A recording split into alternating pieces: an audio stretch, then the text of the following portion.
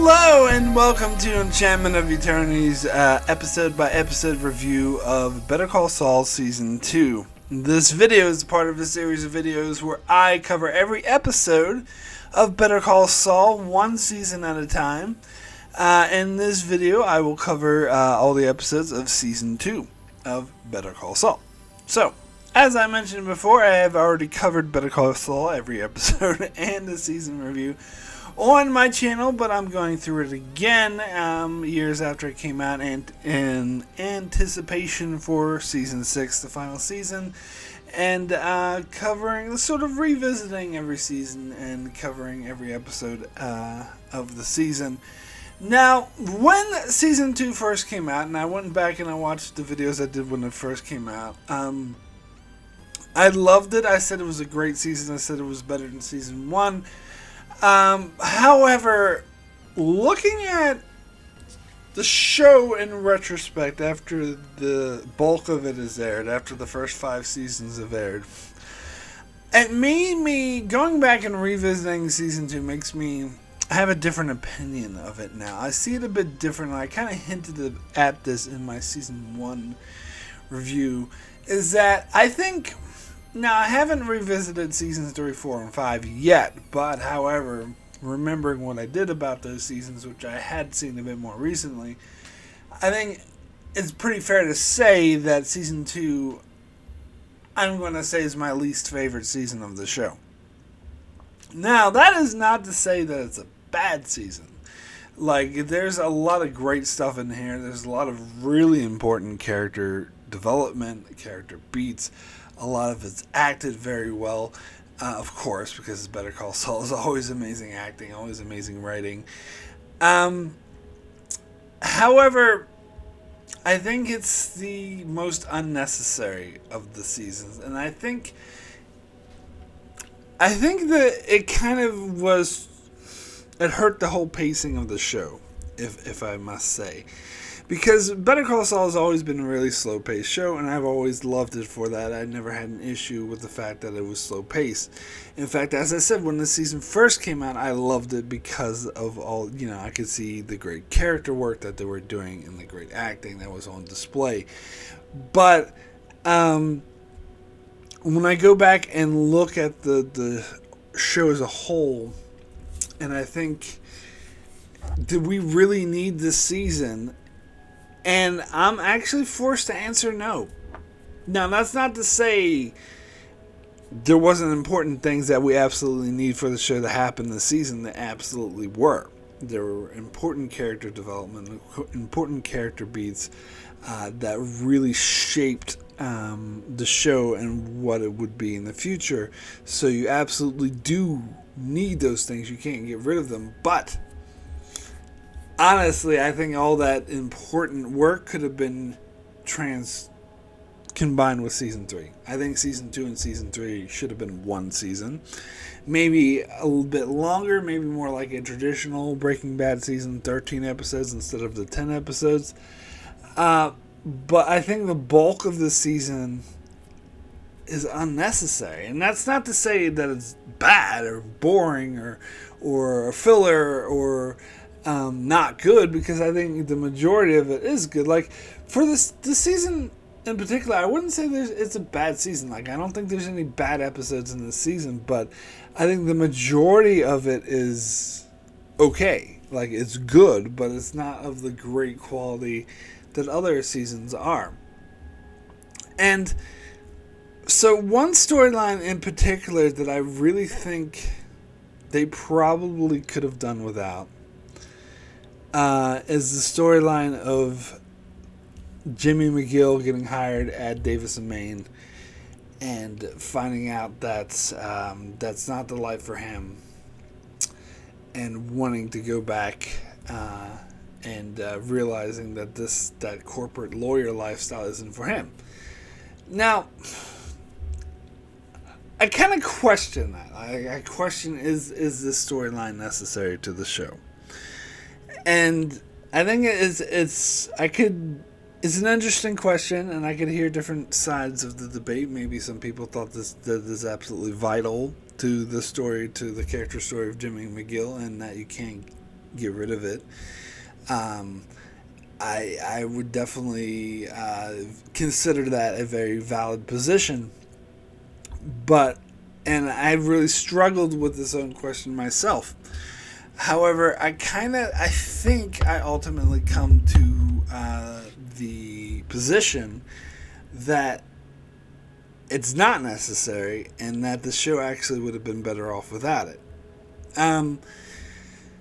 Now, does it add texture and flavor to the character? Absolutely, it does. But that's a different question of whether or not it's entirely necessary. Because if you've studied writing, story writing, in whatever form, either it be screenplay or novel, short story, you know that there's this term called "kill your babies," which basically means, and it's especially true for script writing, because the script is more of a sort of limited format where you only have so much that you can do, and you want it to be punchy, and you want it to get the focus on the main thing and get the whole point across. So there's this term called killing your baby, and also short story writing in general. But the term killing your babies is basically there's something you wrote that you love and that you think is really good, but it doesn't necessarily contribute to the story. It's kind of superiorless to the main point you're doing, and it makes the story meander a bit. And so often, script writing teachers and instructors tell you that you have to kill your babies. And this is something that I'm sure writing teachers, I've heard from their experience, have to deal with a lot, because the students is often, especially someone who's amateurish and inexperienced, such as myself, something that they don't understand, and so they're always very resistant to, no, I need this detail in here because this is good, it's interesting, but the teacher has to explain, but it doesn't contribute to the story. It's an aside. And sure, it's interesting. Sure, it's it's well written, but if you look at the structure of the story overall, it's interfering with it. It's hindering it. And so, even though it's good on its own, you got to look at the story as a whole. Now, and I think you know what I'm getting at here. That I kind of feel that the Jimmy McGill going to Davis and Maine is a situation like that. Now, to be fair, this is my opinion. I'm sure other people, as I said, may have a very valid opinion that differs, saying that this isn't a killing your baby situation, that it is in fact integral to the structure of the story, and if you remove it, you lose something of the story. And as I said, I'm actually not opposed to that argument. I'm interested to entertain that position. However, after a lot of consideration and thought, I feel like I am going to take the opposing position that this is a killing your baby situation. That however interesting the Davis and Maine storyline was, and it was interesting, you had some great acting, you had some great beats, and it does give dynamic to Jimmy McGill's character overall. I feel like if you get rid of it, you don't lose much. And I do feel like it kind of detracts from the main story, because the main story, if we boil it down to the plain and simple, what is this show Better Call Saul about? It's about how Jimmy McGill, we start with it in the starting position of the timeline of the show, excluding the Gene scenes, of course, but of the timeline of the show Better Call Saul, he starts off as a lawyer who's trying to make it. He's has a history of being a con man, and that's gotten him into trouble, so he's trying to straighten up, and he has a older brother who is a respected figure in lawyer communities, and he looks up to him, and so he's trying to strive and be more like him. So that's where he starts the show, and we know, since this is a prequel to Breaking Bad, that he ends up becoming a very despicable, sleazy lawyer who gets involved in the criminal elements and becomes basically an outlaw criminal, laundering money. So he's like, an outlaw lawyer, criminal lawyer, who doesn't have any sort of moral compunctions whatsoever. So the show is about this journey. How does he get from being this so optimistic, sort of recovering from being a con man, but trying to do the right thing, trying to do the straight and narrow and become a respectable lawyer? How does he get from that position to an outright criminal who doesn't really, he just uses people and is a very sleazy, immoral lawyer? So that's what the show is about. How do we get from that point to that point? And when I look at the structure of the show in that manner, I do think the Davis and Maine storyline is unnecessary to that structure. And this is kind of what I pointed out in season 1, because season 1, they ended the season with, they could have gone in a very straight path from the end of season 1 to, let's get to the point Jimmy McGill becomes Saul Goodman in Breaking Bad. And instead, they took a wild detour with this Davis and Maine storyline. As I said, it does definitely add texture and flavor and further develop the character. I'm not arguing that. But just because it does that make it necessary? And I'm arguing that it doesn't make it necessary, and that in fact this overall story structure of the entire show would have been better served, would have been tighter and more impactful had it been omitted. It's a killing your baby situation, as I said, because it's a baby. It's good. It's a good thing. It's a good storyline. But I think the overall structure of the story is served without it.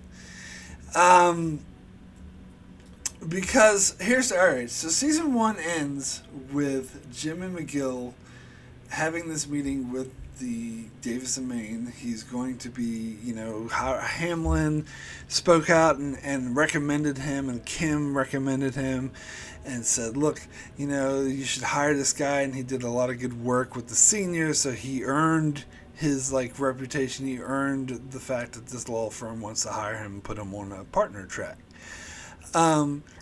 But he had his experience with, of course, finding out that his brother had zero respect for him and going and hanging out and doing cons with his old buddy, so sort of reverting to his con man phase for a little bit, and then having his friend sort of die because of it, and his friend kind of died happy doing that sort of thing, and it sort of gave him this lease on life, where he went to Mike and said, we had all this money and we just gave it back. And Mike's like, well, I remember you saying something about doing the right thing. He's like, well, I know what stopped me from taking that money, and it's never stopping me again.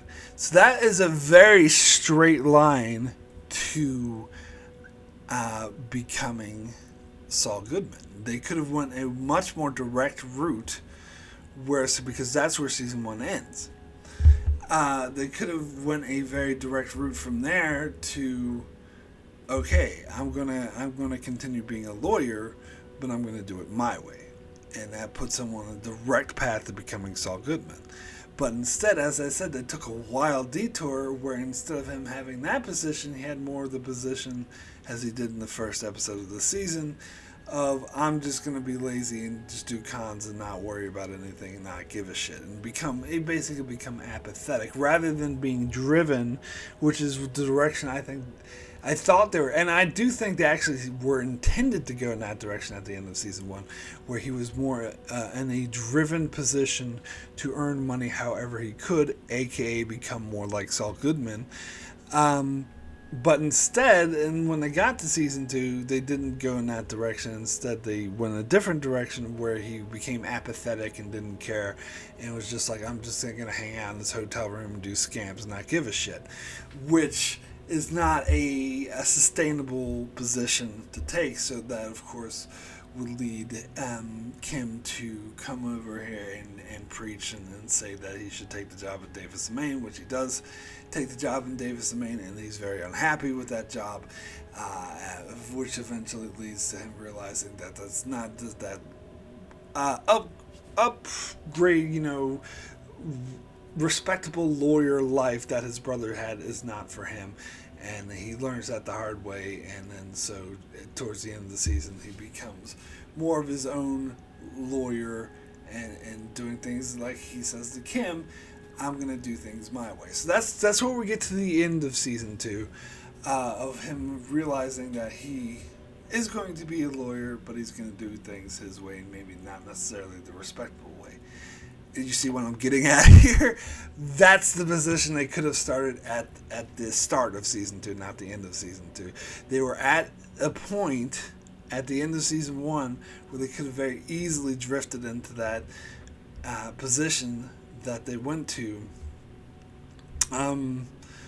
where he starts his own practice and he starts to become stops trying to be respectable, but in a certain way. Like, he's not completely, of course, in the whole criminal world. He still has his morals and stuff. He hasn't been corrupted yet, so he's not Saul Goodman from Breaking Bad yet. But he's more on that path, which is exactly where he is at the end of season 2. But I think, like, that's exactly where he could have been at the start of season 2, instead of doing this whole side quest to join Davis and Maine to realize that being a respectable lawyer isn't for him. So this is why I think this storyline's unnecessary, because I feel like he already knew that, because that's the main point. What is the main point of the storyline with him working at Davis and Maine? Is for him to learn that being a respectable lawyer and having this corporate life isn't for him. And I think he already knows that by the end of season 1. I think this revelation was already intended to be. Now, did he experience this life firsthand? Does he know from firsthand experience that this life isn't in? Did he give it a try? No, so that's what he does in this storyline in season 2. He experiences this life firsthand and realizes firsthand that this life is not for him. Which, as I said, again, I'm just going back to my main point. Does that add color and flavor to his character? Yes. Is it completely necessary? No. I don't think it is. I think even though it flushes out, yes, he's firsthand experienced at the Davis and Maine, that being a respectable lawyer is not the life for him. But I think you could have shortcut that. You could have been like, he already learned at the end of season 1. He doesn't really necessarily need to have the firsthand experience to realize that this life isn't for him. I think, but the main point of this storyline, and something that I think that you are kind of missing if you skip over this storyline, is his relationship with Kim. Because part of the dynamic is that Kim is the one who is driving him to become a more respectable lawyer. And she's the one that pushed him in Davis and Maine. And she also learns from his experience, because she experiences repercussions from his behavior there as well. So she also learns that that's not the life for him, and so she learns to respect to respect his personal choice and not being that kind of respectable lawyer, that's not his path. And that is an important character story that you need to have, because Kim's a very important character in the show. And she needs to learn, even though by the end of season 1 you could say you could forego the whole Davis and Maine storyline, and Jimmy McGill, he has definitely learned that he doesn't want to be that respectable lawyer, but Kim hasn't learned this yet. So that storyline does serve that purpose. However, I do think there's another way you could have Kim take that journey that doesn't take up an entire season and that doesn't require something that is ultimately unnecessary. And I have to say, as much, and don't get me wrong, please don't misunderstand me to make me think that I didn't like the Davis and Maine storyline, that there wasn't, like, I didn't enjoy the scenes with Cliff playing a guitar or whatnot, and Jimmy getting the accordion. Like, I enjoyed it, and it was all well done. But I do feel when I look at what storytelling purpose it serves,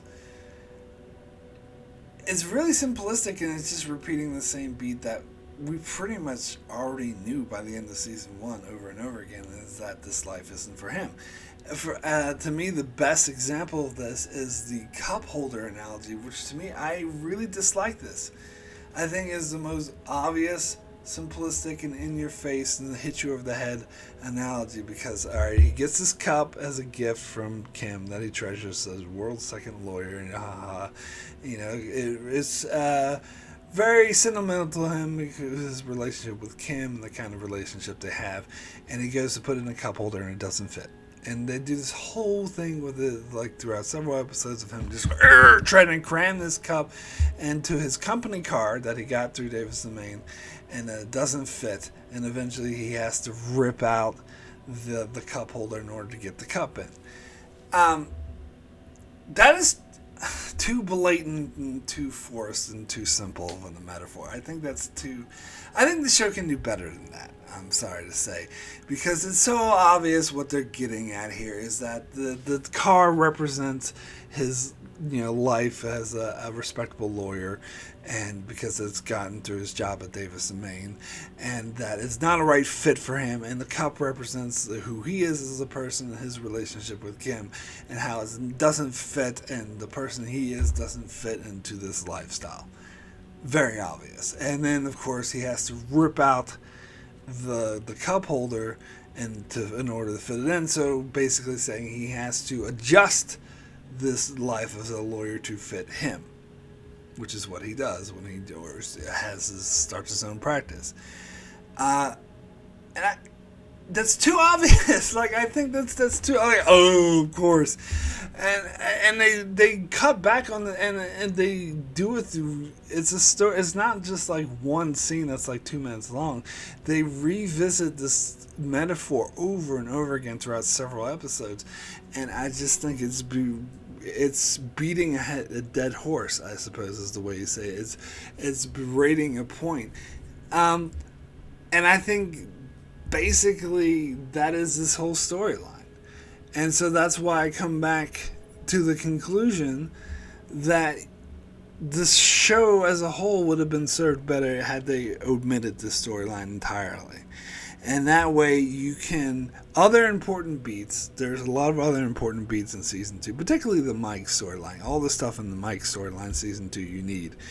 But also like other beats of Jimmy's storyline, such as his relationship with Kim and how Kim was negatively affected by Jimmy's behavior, and how she had to learn that he needs to be the type of lawyer that he wants to be, and she needs to be the type of lawyer that she wants to be. That's an important character journey for her this season.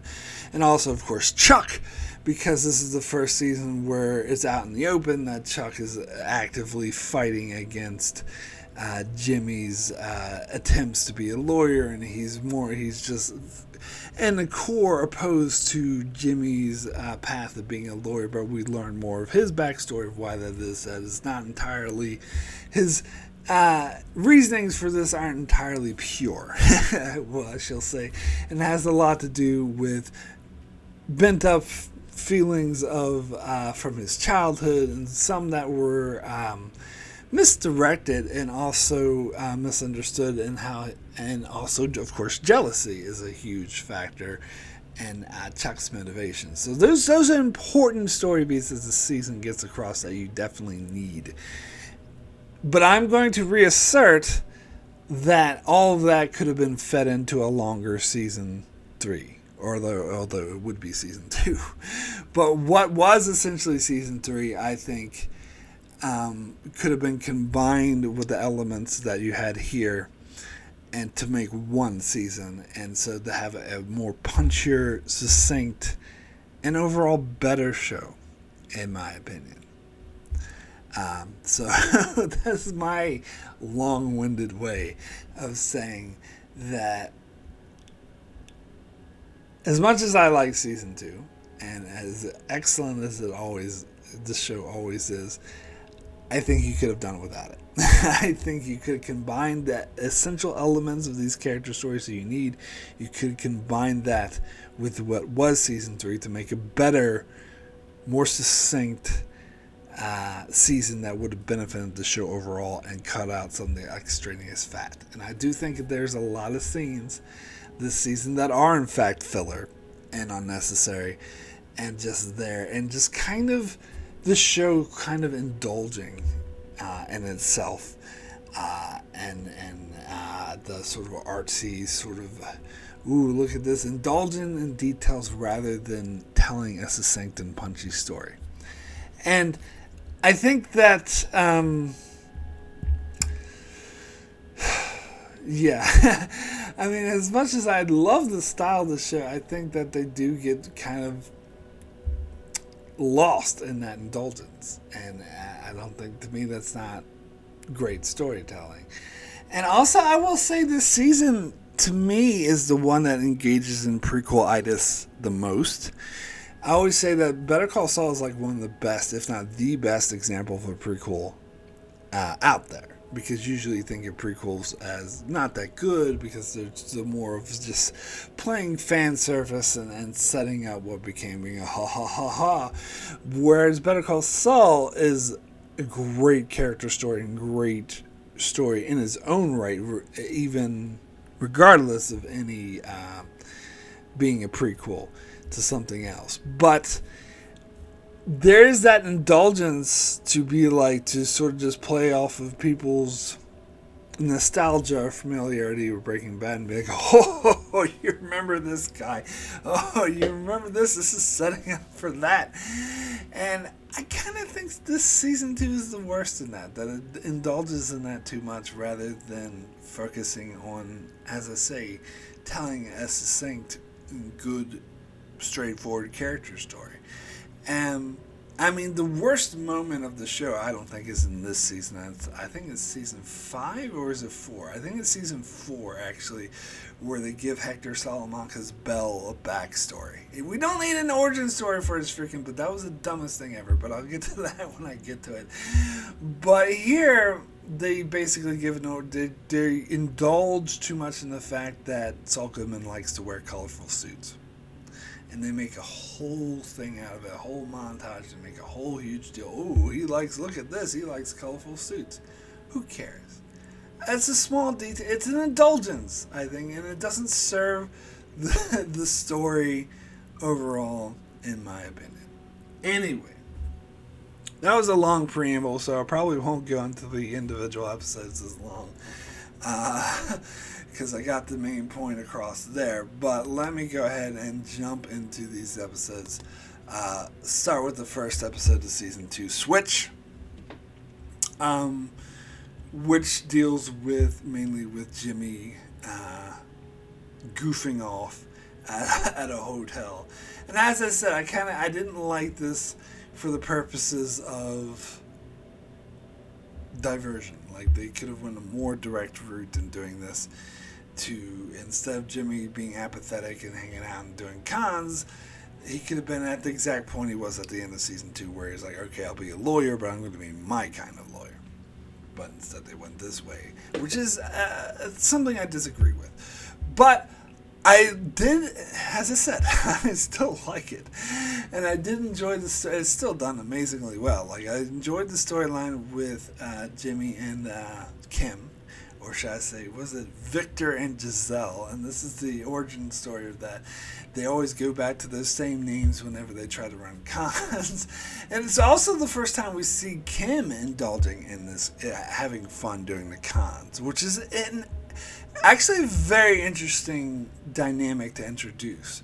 That because she is very much against Jimmy, doing all this illegal stuff, and she wants him to be in the straight and narrow. For the most part, she is his guiding light and his main motivation. Now that Chuck isn't in the picture anymore, she is his main motivation to being a better person, being a more by the books, straight and narrow lawyer.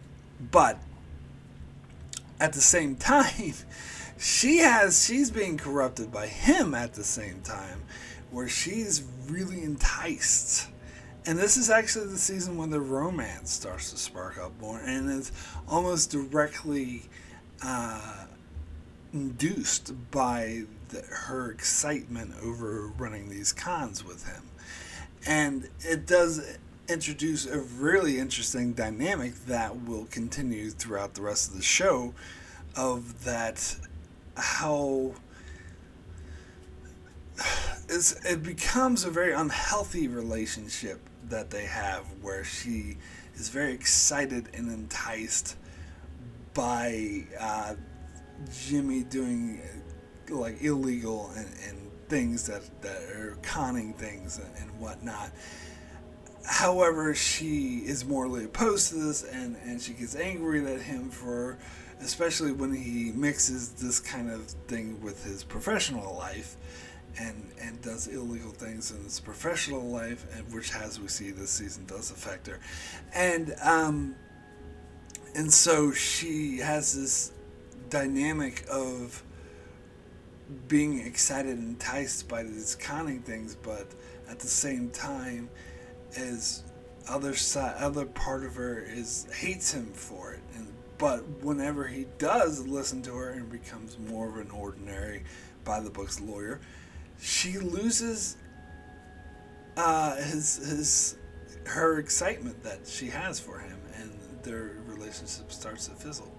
And so this is kind of the origins of that, and something that will be explored in later seasons as a very interesting, very complex dynamic. So I did enjoy that.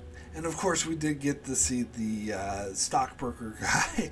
Again, this is another kind of indulgence from Breaking Bad, because he appeared in season 1 of Breaking Bad, where he was just some douchey stockbroker and Walter White was having a bad day, so he set his car on fire or blew it up.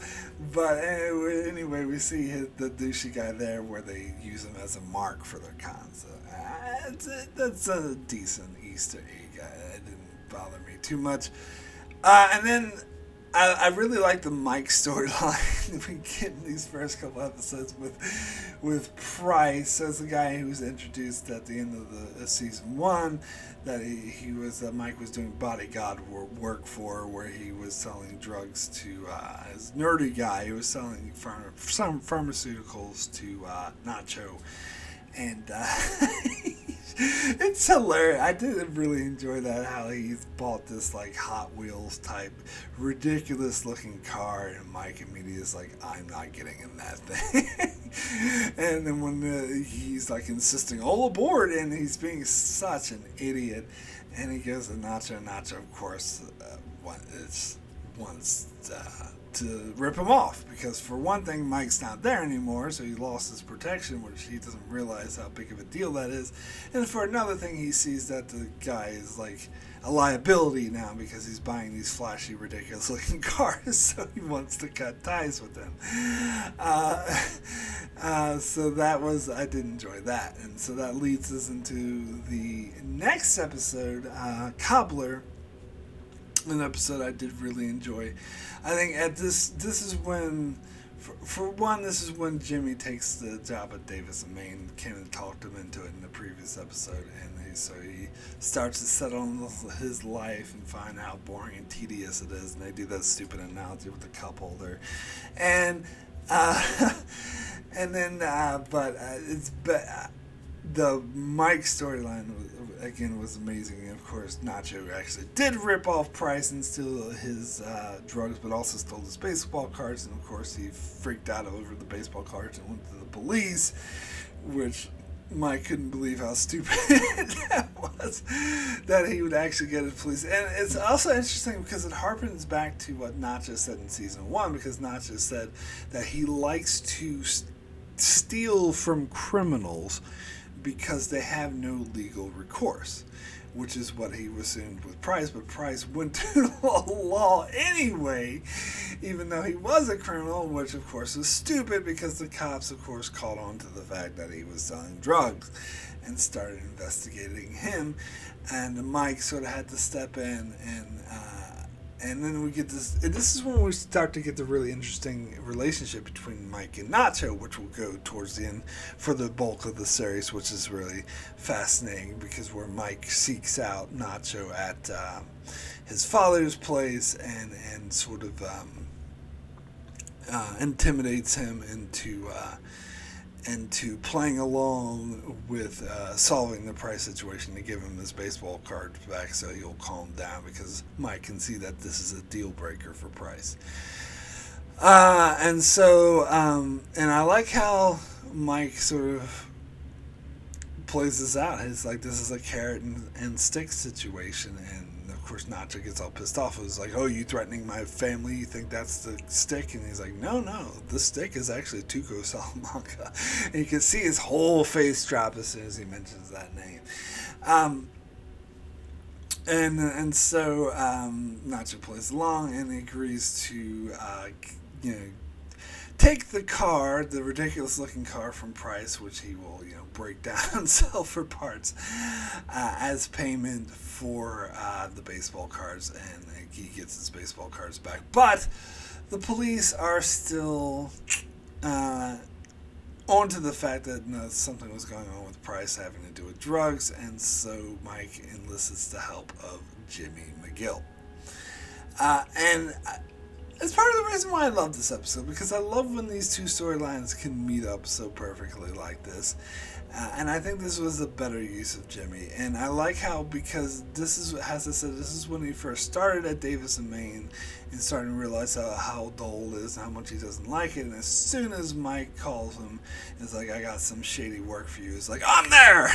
Like immediately. So it does sort of show where his heart lies and how, so he went and did the, made up the whole thing about the squat cobbler to throw the police off the scent, saying that he makes videos sitting on pie. And I know so many people Googled this after this episode aired. Is that really a thing?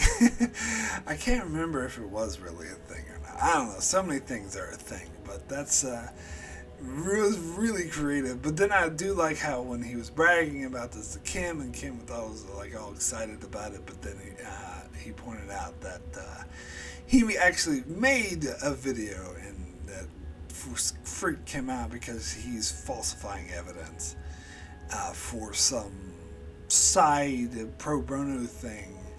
He's like, what? And she's like, why would you do this? Why would you threaten your whole career, and you could lose your license over some pro bono thing that's not that important? And that's when he starts to freak out and go back a bit more. But so yeah, I really like this episode. I thought it was really good. Then we get to the next episode, which is Amarillo, which gets back to the storyline with Davis and Maine and working with the Sandpiper, and Jimmy's trying to it's an interesting episode. It's not the best thing ever, but it's interesting because it does show like Chuck kind of zero in on Jimmy and how Chuck makes a point to put on the space blanket suit and go out into the world and deal with all this electricity and stuff, because mainly, and he says that when he shows up and Jimmy's like, why are you here? He's like, to bear witness. And it's obvious that Chuck has it in for Jimmy and wants to sort of oversee this, and he's willing to go through all this personal discomfort to do it. To me, that really makes Chuck a vindictive, bad person. I don't know. I mean, he would cite that he has more reasons like that because he knows that Jimmy's a con man and he's up to no good, and so he feels obligated to protect the law. But it's something that the season gets to a lot better, is that his motivations are a lot more personal and petty than that, and that's basically what he tells himself in order to feel good and important about himself. But I don't think it's not really the case. because he does get on Jimmy's back for the tactics that he used to get all these clients to sign on. So Jimmy tries to come up with another sort of more above the board way to do it, and then he comes up with the TV commercial, which ends up not being. It's like, and it kind of, I can see the argument that Chuck has a point about Jimmy, because Jimmy does, even when he tries to do the right thing and tries to play by the rules, he ends up making things even worse, because he wants to do a commercial, and the commercials Davis and Maine usually add are really boring and blab, and he's like, oh my god, this is awful. So he goes out, and with the film students, we get them again, which I'm glad that this is when I realized they're becoming reoccurring characters here. I think they reappear every single season. But anyway, he gets them, film this commercial with the old lady with the Alpine Shepherd boy we've seen in season 1, and they come up with this really, cheesy, sleazy commercial but it's really emotional, appeals to people, but he doesn't get Cliff's permission before he airs it, and of course this will become a huge thing. He doesn't even realize he did anything wrong, and Cliff freaks the fuck out over this. So yeah, no, it's not the best episode ever, but yeah, it is interesting. I did like it. Alright, so get to the next episode, which is Gloves Off. A very sort of provocative title for an episode that's not that provocative. It deals with the repercussions of Jimmy's commercial, and how he basically was being an idiot. Like, he had no idea that he thought... It's a really interesting way they played it, because they played it like when the phone call started coming in, and when the commercial played, like it was a huge triumphant moment, like he won, he's doing his job so well, and he's got so many clients, and surely they'll be happy. And I like how they play it that way, because they're playing it from Jimmy's perspective, but the one he actually goes to meet with Cliff and the other partners, they're like, we don't give a fuck about how many clients you bring in. That's our name brand that you are tainting, and that is way more important to us than just one stupid case. The whole Sandpiper thing, like, that's nothing. Like, our name brand is going to completely damage us throughout, which I think I buy that they would react that way, and there would be characters who would feel that way, but of course they're being dumb. I think. I guess you could kind of see their perspective, because it is kind of a cheesy, sleazy law type commercials. Like, you have, I don't know, I think it's kind of common, but they're like all uppity in themselves, and it just further proves that this is not the right fit for Jimmy, and this isn't the right fit for him. And so Cliff had to sort of pull strings to not have Jimmy fired, which he, because what he wanted to, because the partners were so angry, so they just, they end up putting him on a short leash instead of that.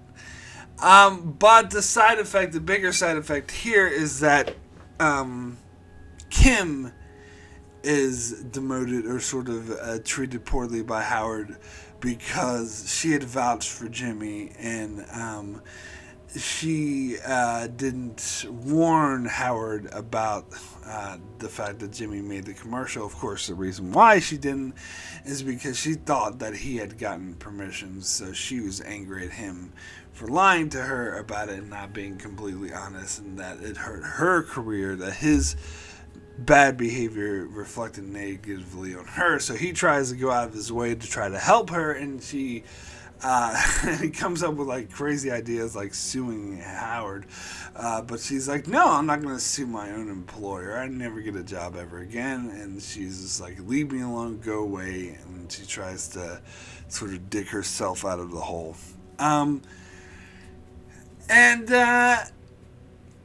So yeah, that storyline is okay.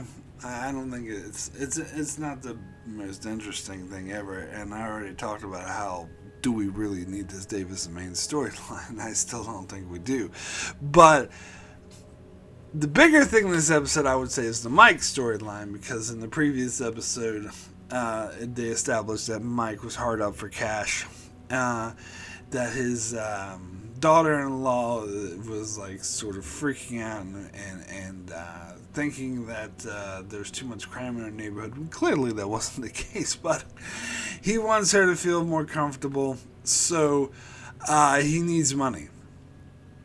And so Nacho goes through that vet guy to offer him a job that would pay a lot of money in order to, and the job is to kill Tuco Salamanca, because Tuco is becoming a major problem for Nacho and his life is at risk.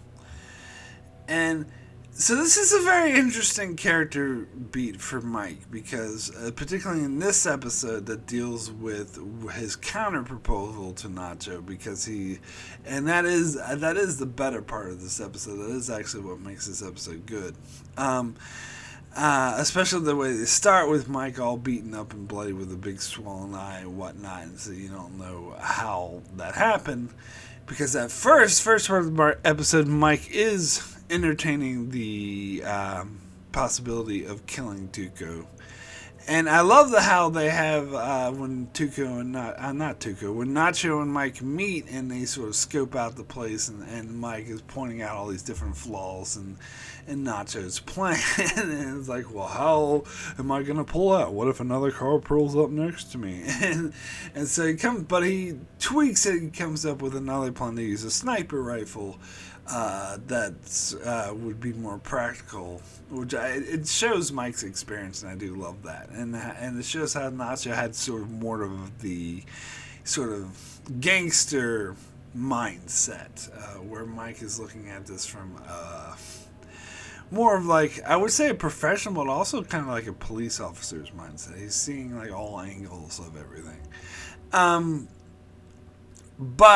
So Mike meets up with that arms dealer dude again, the one we saw from Breaking Bad. And this is a recurring guy. I like this recurring character, and I especially like his interactions with Mike, because with Walt, his interactions with Walt in Breaking Bad were kind of like Walt was just amateur, didn't really know what he was doing, whereas Mike is kind of on the same guy's level, and so they really relate to each other. I think it was this episode where they were shooting sniper rifles together, or maybe it was actually later, and the arms dealer guy like wipes off his gun before he leaves and says, "No offense," and Mike's like, "None taken."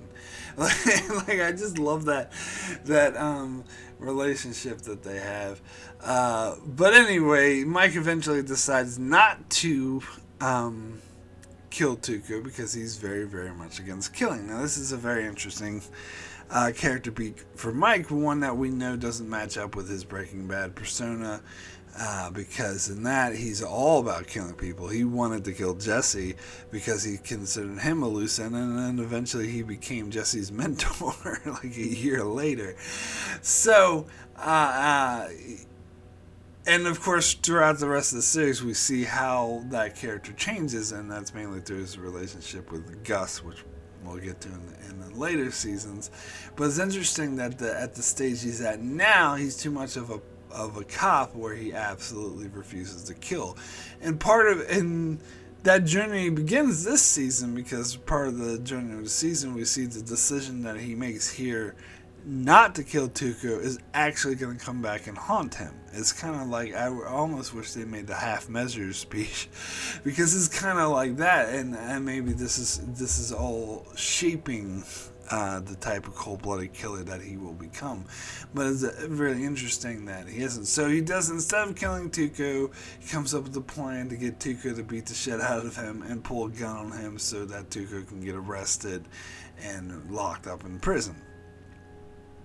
And it all seems to go according to plan, until we get to later episodes. Anyway, so let me get into the next episode, which is Rebecca. This is a really It's funny because this is a really dull episode. I think this is where the season really begins to drag for me. The really funny thing about this episode is the opening scene where you get the flashback of Chuck and his wife Rebecca. That's the name of the episode.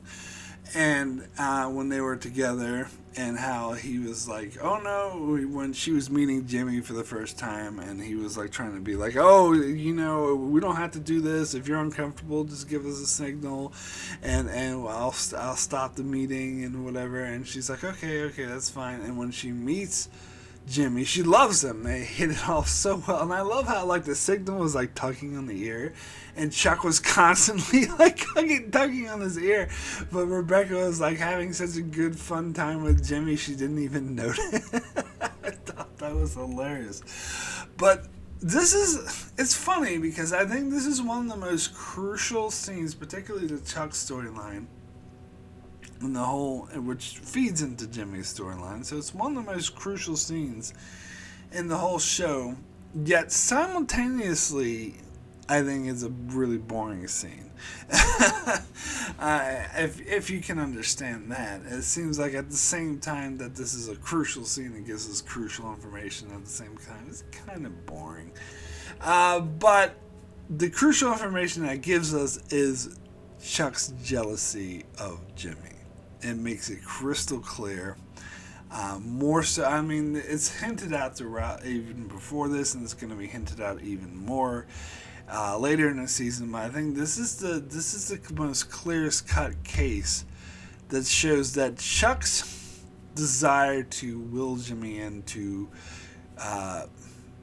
stop him from being a lawyer doesn't come from a good place. It comes from jealousy and other personal issues that he's had with Jimmy, childhood issues that he can't let go of or misunderstood. So, which is why I always say Chuck isn't in the right. I know some people who examine the show on a surface level could say, well, Jimmy is unable to be a straight and narrow lawyer. He constantly does things that break the law. He does things that would hurt his employer, like he did with making the commercial, and he does these shady stuff for Mike, and he runs scams on his free time. So Chuck has a point that Jimmy shouldn't be a lawyer, but that's just the surface level reading of it, which is why I love the show so much, because it's actually much deeper and more dynamic than that. Because there's the other flip side of the coin, which I've examined in other episodes, that Jimmy actually, in a lot of cases, does want to do the right thing, and he is a good person at heart. And Chuck is kind of ignoring that granted, Jimmy does need to be wheeled in again, but that's not Chuck's position. His position isn't that Jimmy's a good person who just needs to be taught better how to be a better lawyer. Chuck's position is that Jimmy is a rotten person to the core, and that he is always going to be a con man, and he's always going to look for the easy way out, and that therefore he should never be allowed to be a lawyer. That he can do other jobs like work in a mail room or whatnot, that's fine, because you can wheel in his crookedness then, but something like important like being a lawyer, he should never be allowed to do. Now, I know it's funny because some people may think that Chuck's position is correct. I don't think Chuck's position is correct. But they may use the evidence that we do in fact know he does become a criminal and a very, very crooked lawyer in Breaking Bad time. So you can say, ha, that proves Chuck is correct. However, it's kind of a self-fulfilling prophecy. Like, Chuck's desire to prevent Jimmy from being a lawyer is partly what pushes him to become crooked. Chuck's inability to support his own brother is partly what taints Jimmy and causes him. So it's a self-fulfilling prophecy kind of. And again, that's what makes this so fucking interesting. But anyway, Chuck's whole motivation about needing to stop Jimmy is coming from a place of jealousy and hurt feelings, and so it's not coming from a good place. So Chuck is not the better person here, and I love, even though I do think that scene at the start with the wife is kind of boring, I love how it makes that very clear, how it really turns out, and it does it in a really subtle way too, which is great. Now the rest of the episode, it deals with Kim trying to dig herself out of the hole by calling, and this is when she gets Mercer Verde and first calls them in, and she gets to, says she refuses Jimmy's help, but she gets the big, a big client in for Howard, and Howard is still being an asshole to her.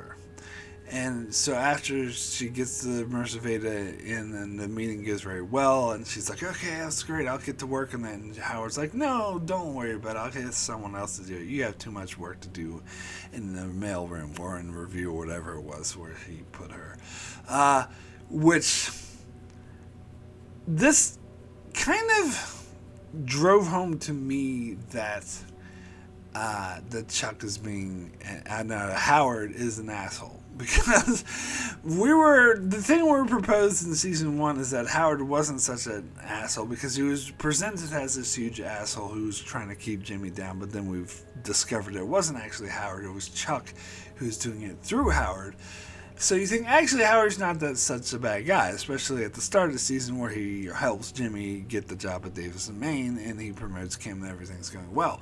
But I think he is being completely vindictive and unreasonable to Kim in this position, and perhaps that's the story point because it leads to her leaving HHM, which I think is the absolute correct thing to do after the way Howard treated her here, where, now granted, she didn't defend herself as much as she should have, and gave Howard the information that Jimmy actually didn't tell her that he didn't okay the commercial with Cliff. She had no idea.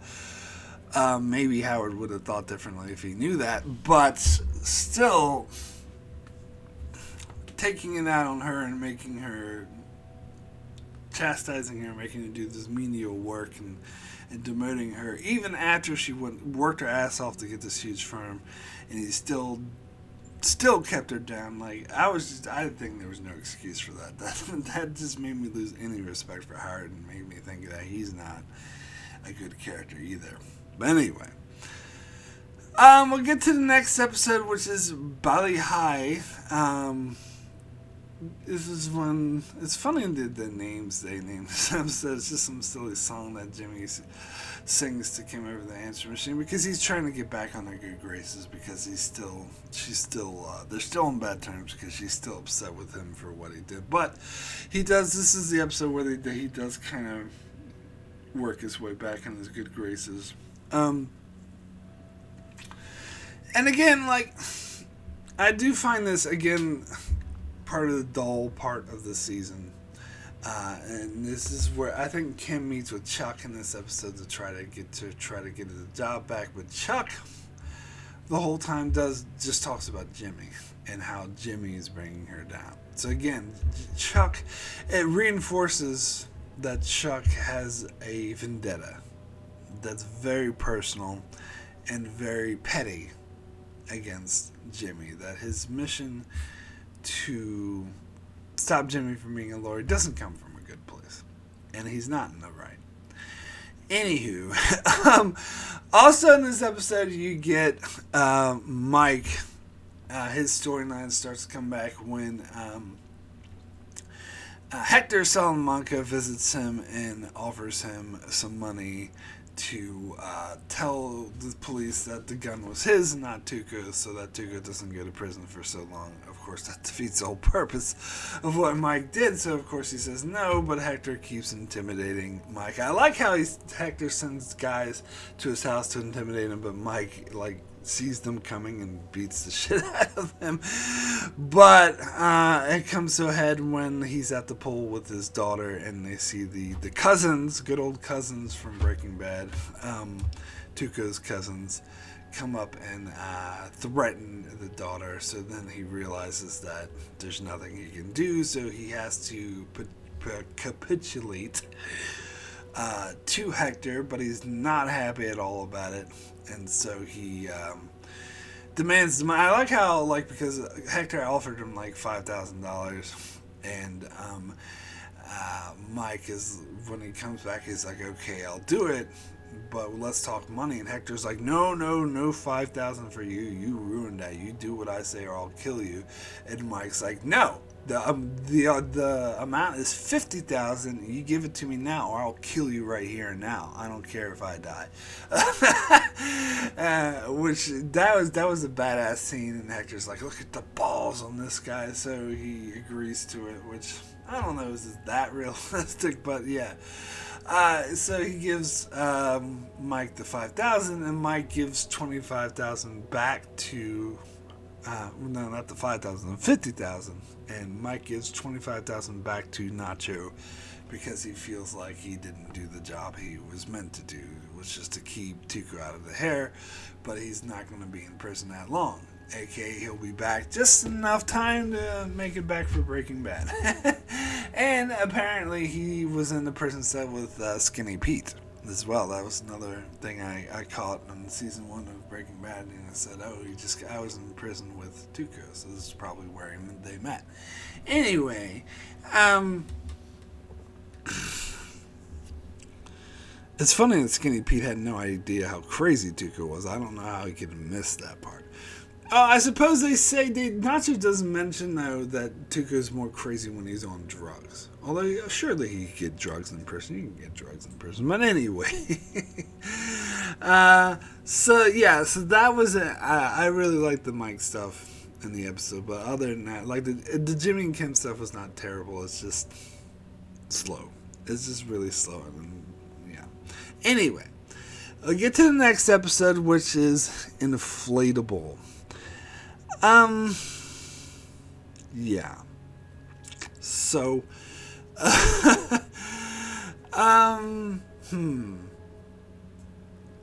yeah, I don't like this episode that much. It's another dull episode where, and this is kind of the episode I was talking about before in particular, that,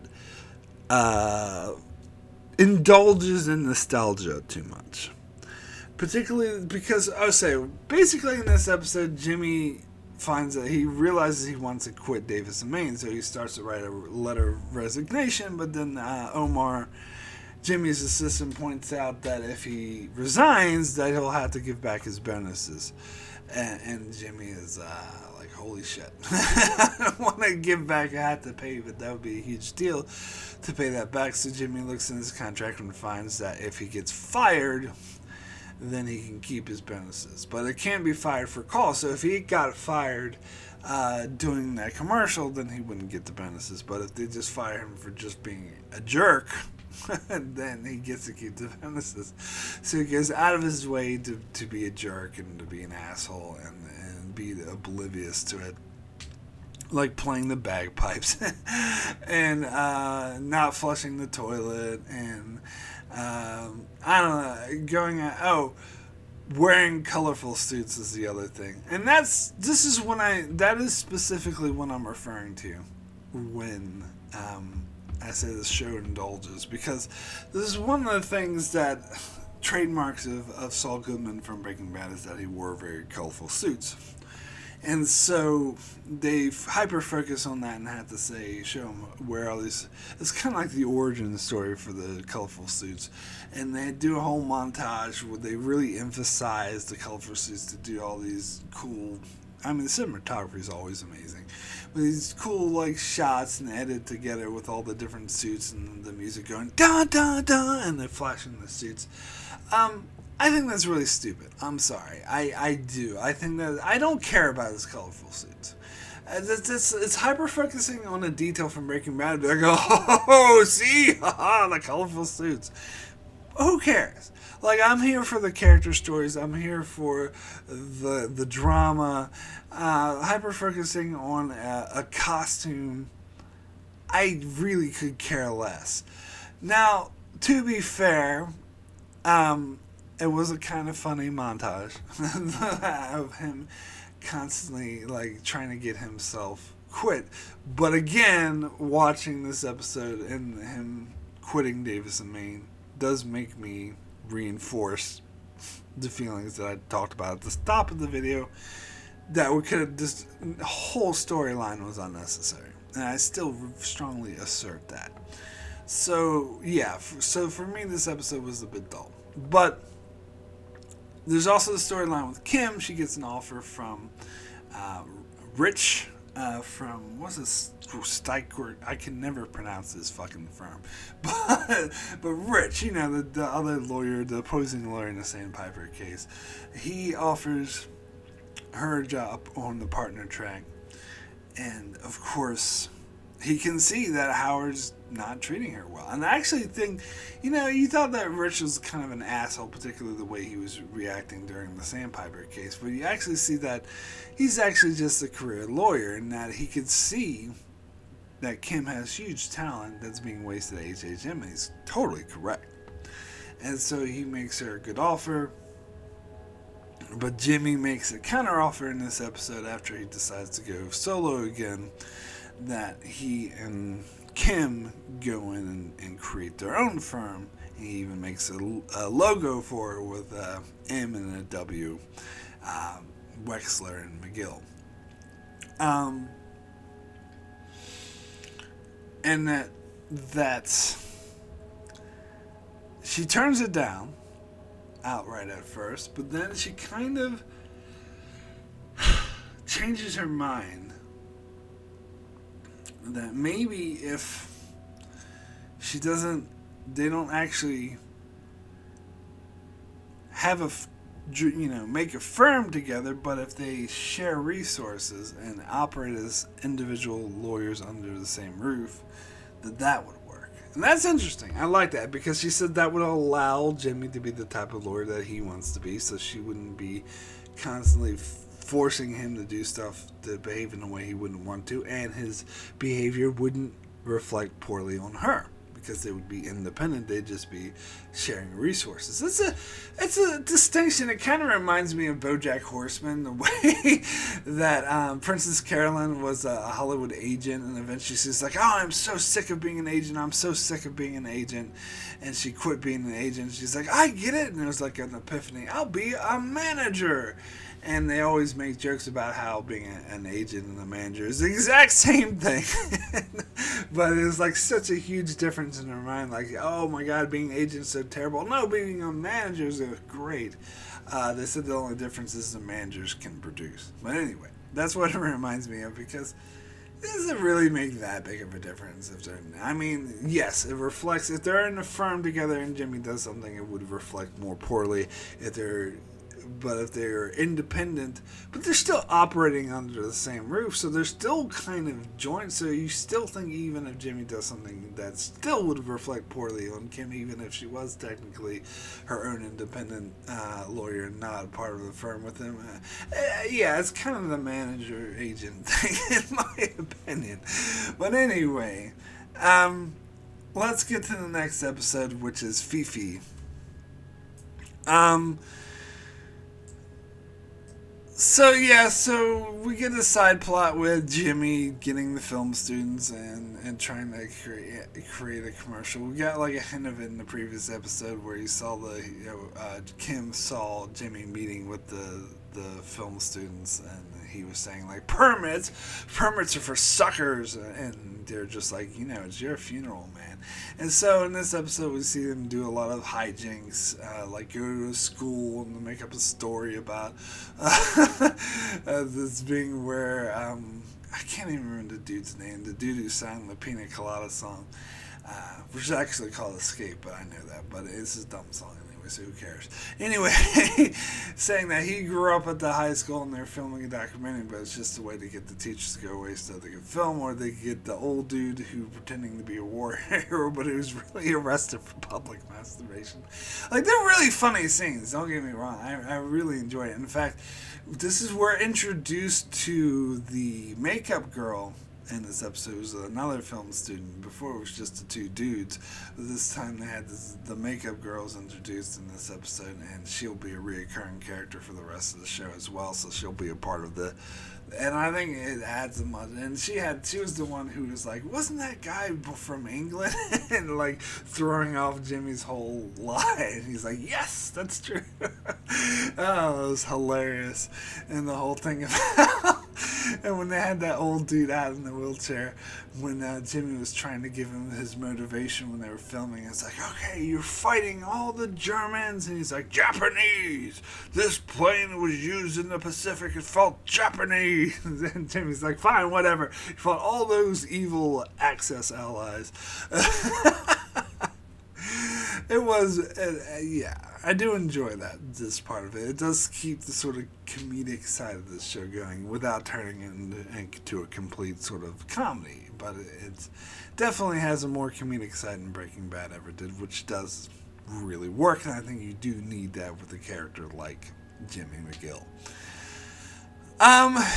However, this is when Chuck, the main storyline of this episode is when Chuck fights back to get Mercer Verde from Kim, because Kim manages to take Mercer Verde with her when she goes independent, and Chuck is very much against that, and he goes out of his way, he goes into fully electromagnetism, lights are on, everything's on, he subjects himself to it, he goes to all this discomfort and pain just so he can get Mercer Verde back. Now, on a surface level, you could say, well, Mercer Verde was a lot of money, it was very important to HHM, and so he's just sticking up to his firm. And if he was to say that, I would call bullshit on that. Granted, yes, it is very important money-wise, and it's very important to the firm. However, I don't think Chuck would go out of his way to expose himself to that much discomfort, to go out and fully,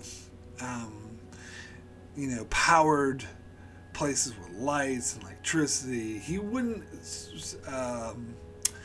put himself through all of that just to keep a client, no matter how big and no matter how much money to provide the HFM. He would provide, he might care a lot and do a lot of leg work for Howard and provide him with a lot of help. But my point is that Chuck was extra motivated because of Jimmy, because he wanted to get back at Jimmy, because it was Kim who was taking Mercer Verde, and moreover, Kim decided to go in with Jimmy. And again, it's a whole manager-agent thing. He probably doesn't even give a shit that technically she's independent from Jimmy. The fact that they're under the same house or the same building and working together is probably just the same as being in the firm as far as he's concerned. So, that is why he went out of his way. It's basically to spite Jimmy. And Jimmy's correct, and Chuck denies it, and I think he's in denial himself. I don't think he'll admit it to himself. But Jimmy is correct when he points out that Chuck is trying to get at Kim in order to get to Jimmy, that he's being vindictive, that he's going after Kim. And that's why he had that talk with Kim, trying to convince her to stay away from Jimmy. Because as long as Kim is with Jimmy, Chuck will not abide that, because Chuck doesn't want Jimmy to have any support whatsoever. He's vindictive, he's jealous, and he's petty. That is his main motivation.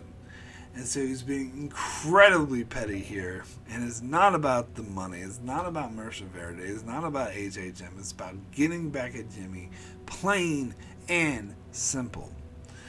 Anyway, so Chuck manages to convince Mercer Verde to come back, and Jimmy, of course, I think correctly identifies what Chuck is doing.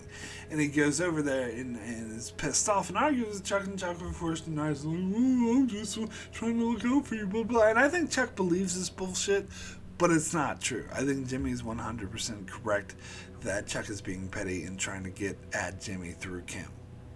Plain and simple. And so, Jimmy doctors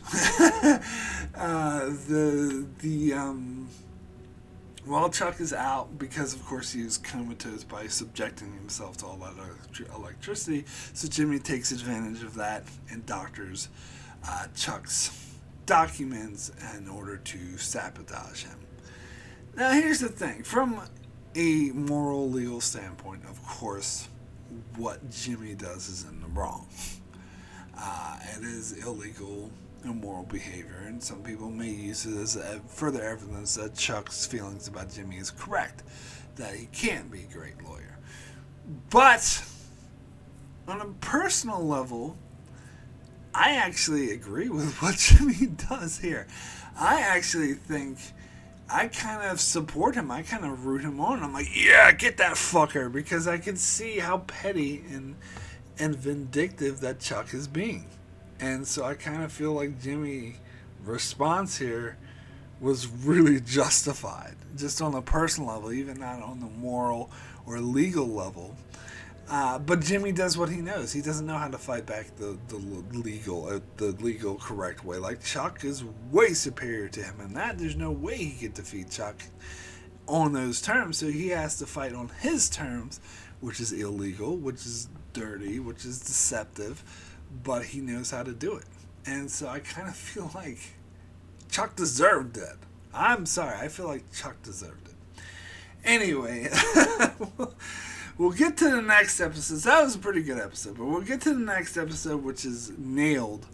And this is where we do see things come to. And this is, again, it's like Better Call Saul is following the same sort of format as Game of Thrones, where the penultimate episode, episode 9 of each season, was fucking amazing. Was the best episode and the biggest verse. Although I think season 3 changes this a bit, because it's more of episode 6 and episode 9 isn't as.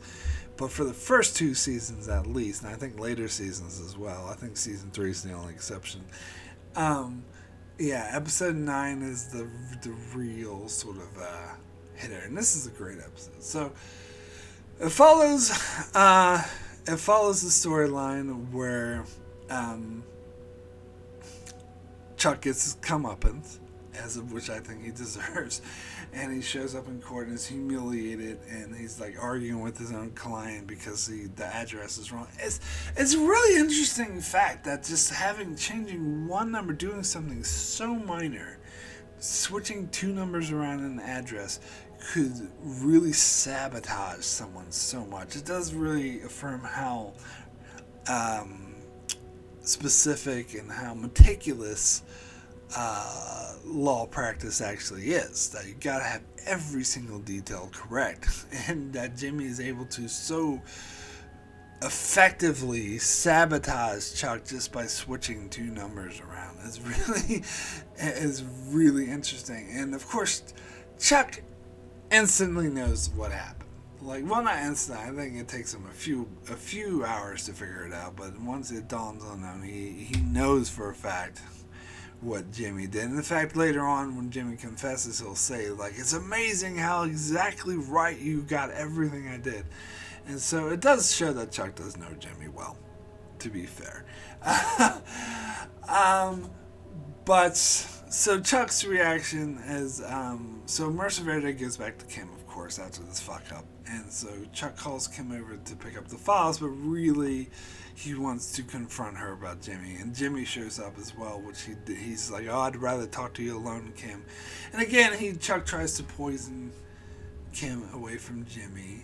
And showing, and it's just, in Chuck's mind, what Jimmy did vindicates his view on Jimmy, which again I think is fucked up, because I think if Chuck actually supported Jimmy and tried to make him a better lawyer and believed in him, he wouldn't turn out this way. And in fact, Kim points out just as much, which is why I think this is one of my favorite scenes in the entire show, when Chuck confronts Kim, and when Kim confronts Chuck once and for all, because Chuck is like pleading with her, saying, doing the case like, oh, he doctored his things to humiliate me, he doesn't deserve to be a lawyer, and so Kim, you have to do the right and moral thing and let Mercer Verde know and let the bar know and give us the client back.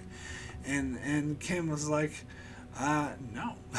You have no evidence for any of this whatsoever. It's pure speculation. And then she starts to berate Chuck for you never believed in him. He looked up to you. He wanted your support, and you did not give him any of your support. You sabotaged him at every turn. And she's correct. She is completely 100% correct that he was petty, vindictive, jealous. She never said any of those things, but those are his motivations. This whole bullshit about doing what's right for the law is just excuses in his own mind to justify his own petty jealousy. But the other thing I absolutely love about this scene and why it's so amazing is when... So Kim stands up for Jimmy with Chuck and is like, you have no evidence. This is just more likely that you just messed up. You should just admit your mistake and move on with your life instead of being so petty. But as soon as they get to the car, oh God, I fucking love this. Kim just starts beating the shit out of Jimmy. Like, Jimmy tries at first, like, she's upset, and Jimmy tries to, like, comfort her and, like, rubs her shoulder or whatever, but then she starts freaking out and starts yelling and, like, beating him and, like, ah! And Jimmy's like, what? And she's just like, just drive! And, God, that's such an amazing scene. Because it's so good, because it shows that Kim knows that what Chuck said is absolutely true. Like, she knows Jimmy enough as well to know that every word that Chuck said was absolutely correct. And Jimmy's like doing the what, Kim, what, playing dumb, but she's not buying it. And he picks up on this, and this is the subtleties in the show is just so nuanced, it's so perfect. It's what makes this show so unique, more so than any other show. So Jimmy, of course, picks up on this, and he knows that Kim knows. And he's just playing dumb, but in later scenes he knows that it's not going to fly. He knows she knows. And that's just so good. And I love, it's just an amazing scene how... And then because when they're lying in bed together, Jimmy's like, he knows that she knows, so it's like, do you want to talk about it? And she's like, no, I don't want to talk about it ever. And he's like, okay, I'll respect that. So then they go to sleep, but then Kim's kind of just musing to herself, like, Chuck is a great lawyer. He'd be a really powerful adversary. And Jimmy's like, yep, you're right, he's the best. And then she's like, if I were going up against him, I would make sure every T was crossed, all the I's are dotted, make sure I had everything absolutely perfect, nothing to be found. And then Jimmy suddenly opens his eyes and then slowly gets out of bed and walks away. Oh, God, what an amazing scene. What an asshole, because Jimmy is like... He's picking up on what she's getting at and make sure absolutely cover your tracks, and then he realizes that the Kinko thing or whatever, the overnight copy place, is a loose end that Chuck could exploit. And sure enough, he goes there and Chuck is sending Ernesto out looking for places.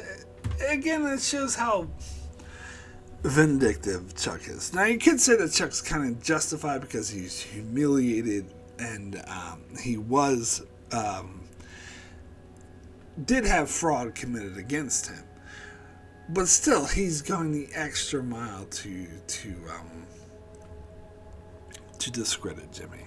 And he even says like at one point that Jimmy is like he can't stand the fact that his own brother would do this to him. But again, he is shirking on his own role, that is his own responsibility, his own pettiness, and starting this feud with him, and not supporting him in the first place. But anyway, so then it builds up to Chuck confronting the copy guy, Lance, and I love this scene too. How Jimmy paid Lance off not to talk, but Chuck knew something was wrong. He freaks out so much that he like collapses and hits his head and has to call the ambulance. So that is damn powerful. But we also had a Mike storyline this episode, which is also really good. It's kind of started in the previous episode where Mike was staking out Hector's place, because it's funny because Mike he was so infuriated. And again, it's a common theme with this Breaking Bad, Better Call Saul thing when the main characters have their pride hurt, that they just can't let things go, and that leads to their downfall. And this is what happens with Mike, is that his pride was really hurt when Hector got the better of him, and also the fact that Hector threatened his granddaughter is that's something you do not fucking do. And so now Mike is intent on getting revenge on Hector, and it's funny because Nacho even points out, it's why do you care? Because Hector forgot about you. He doesn't even know, he doesn't care about you anymore. He's moved on. But Mike's I haven't moved on. So again, this is showing that his pride, Hector's no longer an issue for Mike, but his pride was hurt, and so he can't let it go. And so he's just going to make things worse. And so he robs a truck that smuggles in the cocaine from Mexico for Hector. And, he robs the money part of it, so when it was returning to Mexico. And he doesn't really care about the money. He just does it because he wanted Hector to get arrested. But they were able to cover it up. And I love the confrontation scene between Nacho and Mike was absolutely fucking amazing. Because Nacho knew that it was Mike because they left the dude alive. Which was interesting that was the tell. And yeah, that confrontation was amazing because Mike kept asking how come the cops didn't know about it. And it dawned on Nacho that was his whole purpose, that he was trying to get Hector arrested. Of course, Hector getting arrested could lead to him getting arrested, so he started freaking out. And he, put his hand on his gun. It was are you fucking serious? You're putting the cops onto us? And again, it's an amazing, I love Mike so much. It's such an interesting character where he's if I were you, I would calm down and I would take that hand from that hip and put it somewhere else. and not just smart enough to listen to him. He's not prideful enough where he's okay, you're right. We shouldn't get in a shooting match. This isn't worth dying over. But he was still infuriated. He was still really pissed off that Mike would go through such lengths. And wouldn't let this go. But, Nacho explains to him that the reason why the cops didn't find out about it is because there's only one witness, and that Hector had that witness killed. And, of course, this infuriates Mike even more, because basically an innocent bystander was killed because of Mike's actions. So he's just digging himself deeper in the hole. And that truck driver whose life he spared, Hector's going to kill him anyway, so there's really no point in sparing his life either. So now he's infuriated to the point where he just wants to kill Hector because his plan to sort of get him arrested and sabotage him didn't work. It just resulted in an innocent bystander being killed. So again, it's his pride making things worse. Great storyline. Great episode. So now we get into the final episode, the finale, Click, which is another pretty good episode. I guess I'll finish with the Mike storyline stuff. This is when he actually, I think this might have been the episode where he was with the arms dealer dude and was out shooting. I can't remember. But anyway, he gets a sniper rifle from the arms dealer dude and goes out to kill Hector. And it's a very tense scene too when he's out in the desert, and this is when Hector's having that truck driver killed, and Nacho's standing right in Hector's way the whole time. And it does speak to Mike again how he won't kill Nacho. He could kill Nacho to try to kill Hector at the same time, but of course that's a lesser chance of that working as well, so he's probably got a better chance if he gets a clean shot on Hector, but he can't get one, and before he has a chance, he notices that the car horn is beeping, constantly making a lot of noise, giving away his position, so he runs back to his car to find someone propped up the wood stuck that's beeping the horn, which means someone knows he's there, and there's a note on his car that simply says, "Don't." And of course I knew immediately that was Gus Fring. That is such Gus Fring's style. And this, of course, will lead to the Mike and Gus meeting, coming together storyline that we'll get in future seasons. And I remember watching this for the first time, of course. It was so giddy because I knew this probably meant Gus would be in season 3. And oh my God, Gus is going to be in season 3. This is going to be great. And of course, that's exactly what happened. And yeah, so the show, of course, adding Gus Fring to the show only makes it better. That's a fact. So of course, the show got even better once they introduced Gus Fring. Yes, that was a bit of exciting foreshadowing, but other than that, it wasn't anything groundbreaking. So then with the Jimmy stuff, Chuck is once again in the hospital, and Jimmy has the opportunity to get rid of Chuck once and for all. He can have him committed. In fact, that's what Chuck thinks he's going to do. But Jimmy still cares about Chuck.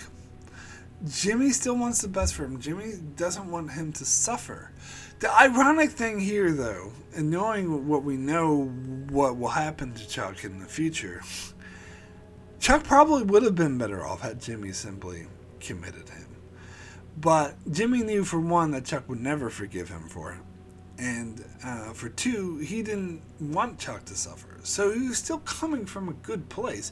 Whereas Chuck thought the worst of Jimmy. He thought, oh, you're just going to have me committed. You're going to hurt me, blah, blah, blah. So he had such a low opinion of Jimmy. However, when Chuck realized that Jimmy actually did care about Chuck, he exploited that. Chuck, it's funny because Chuck got Jimmy at his own game.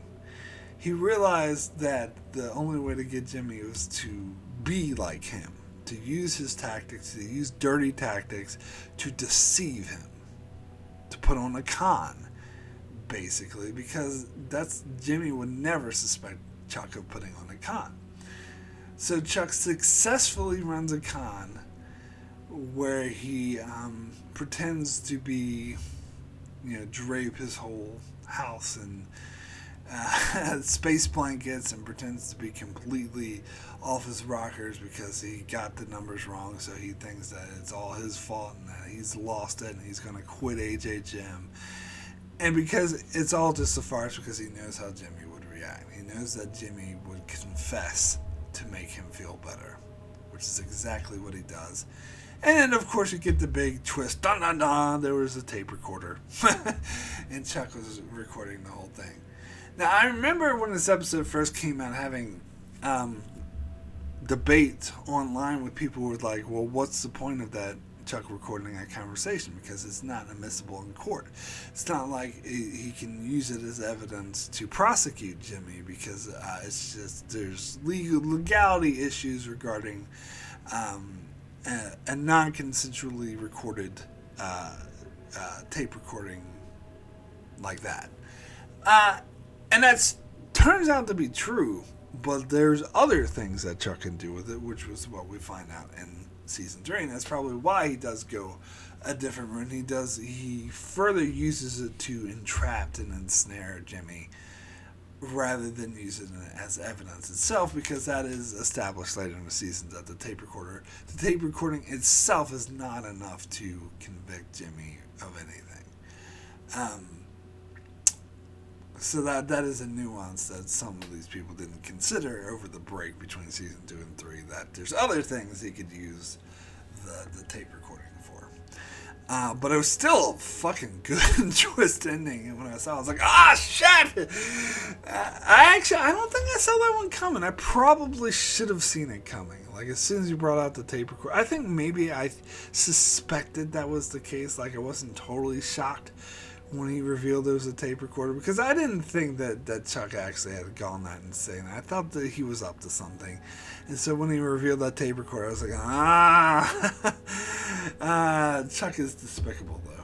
I will say that. But that's what makes it such great television, though, isn't it? Anyway, so that is it for all the episodes of season 2 of Better Call Saul. So as always, I'll get into my favorite and least favorite episode of season 2. Now, as far as my least favorite goes, it only comes down to 2 episodes, which I was going back and forth on. But I think I'm going to say the runner-up is Rebecca, because it is. I do like what it means. It's showing how jealous Chuck is at the flashback, and the rest of the episode, of course, gets into some of the. It's a bit slow, but it does get into some of the character bits of Jimmy and Kim. But I think for my least favorite episode of the season, I'm going to go with Inflatable. Just because I think that, again, this is a really slow, tedious episode, which I think could have been the important bits of this episode. And there are important character bits, but they could have been fed into other stories, and this episode doesn't actually need to exist.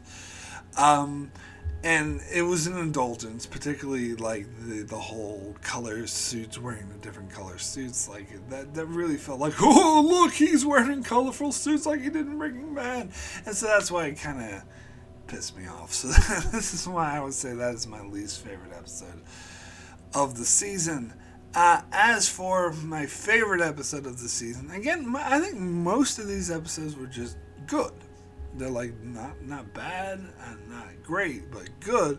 But the few great episodes, there's the Cobbler, of course, because I absolutely love the storyline with Price being all goofy and wanting his baseball cards back, and Jimmy making up the story about sitting on pies and crying. Like that's a memorable storyline. That's something that really sticks out. That was actually a really great storyline. And another good episode this season, of course, was the finale, where they revealed that the whole teasing of Gus coming with. That was a great eerie scene with the horn beeping and whatnot, and of course the whole Chuck conning Jimmy and recording his confession. Powerful stuff. But of course, for the best episode of the season, I'm going to have to go with Nailed. Which was an absolutely amazing episode. First of all, the whole Hector and Nacho and Mike's storyline really etched it like that. It said that scene between Nacho and Mike where you gotta take your hand from that gun. It was fucking amazing. It was such a powerful scene. But even more powerful was the scene with Chuck and Kim, where Kim finally put Chuck in this place, and I think she was absolutely correct to tell him that it's your fault. You never believed in your brother. You never supported him. He just wanted to do right by you, and you gave him nothing. She was absolutely correct, but at the same time, she knew that he had done some illegal, shady doctoring shit, and was like, ah! And hit him for it. And the subtle ways they played it was amazing. And of course, the ending where Chuck freaked out about the copy place and hit his head on the thing. Powerful stuff. So, definitely the best episode of season 2. As for my rating for season 2 as a whole, I'm going to give this a 7. Very good. I think this is going to be my least favorite season of the show. I think when I first reviewed this, I gave it a 9. But I think I have a different perspective on it now. Looking back on in retrospect, as a show as a whole, I can see that this storyline is not necessarily needed. It's great. It's good. It was interesting. There's some good stuff about it. But I think they should have killed their babies in this situation. I think that season 2 and 3 should have been combined into one season. I think you could have a much punchier, much more succinct, much stronger story had you cut out a lot of the fat, particularly the whole Davis and Maine storyline in this season, and just went straight into the material of season 3. Well, not straight into, obviously. You need to ease it up. But they could have been combined. That's what I'm saying. Anyway, that is it for my review of Season 2 of Better Call Saul. So I shall return in another month to cover Season 3 of Better Call Saul. In the meantime, you can check out my channel as I cover many other shows such as Star Trek, The Expanse, The Outer Limits, and more. So be sure to subscribe so you can keep up with all of that. Thanks a lot for watching.